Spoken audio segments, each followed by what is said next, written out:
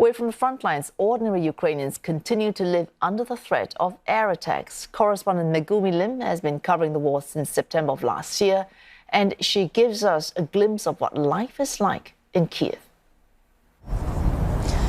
I live in central Kyiv, which is considered one of the safer places to live in Ukraine right now, far enough away from the war-ravaged east and south of the country.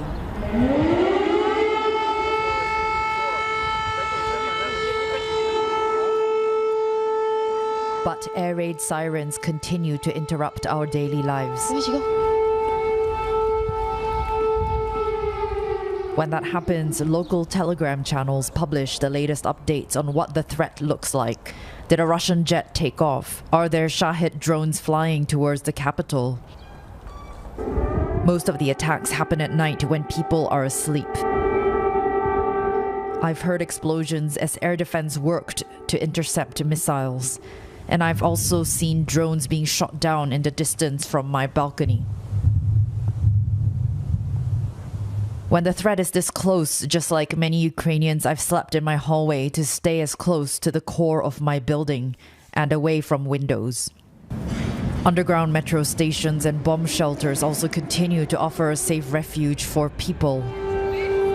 But after more than 2 years of Russia's full-scale invasion, many have grown accustomed and ignore the alerts.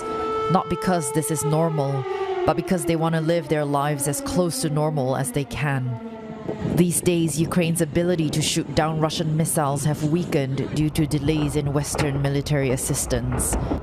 A 46% interception rate over the past 6 months, compared to 73% during the preceding 6 months.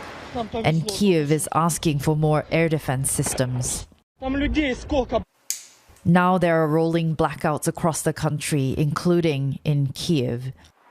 Ukraine is facing severe power shortages after Russian strikes on its energy grid, amounting to $1 billion worth of damages. This is the second season of power cuts Ukrainians are having to endure. The work to rebuild the country while attacks continue is challenging, to say the least. This is most apparent in areas closer to the front lines.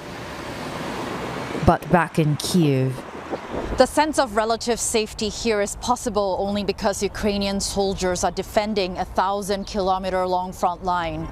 Living here is a reminder that peace comes at a high price. Megumi Lim, CNA, Kyiv.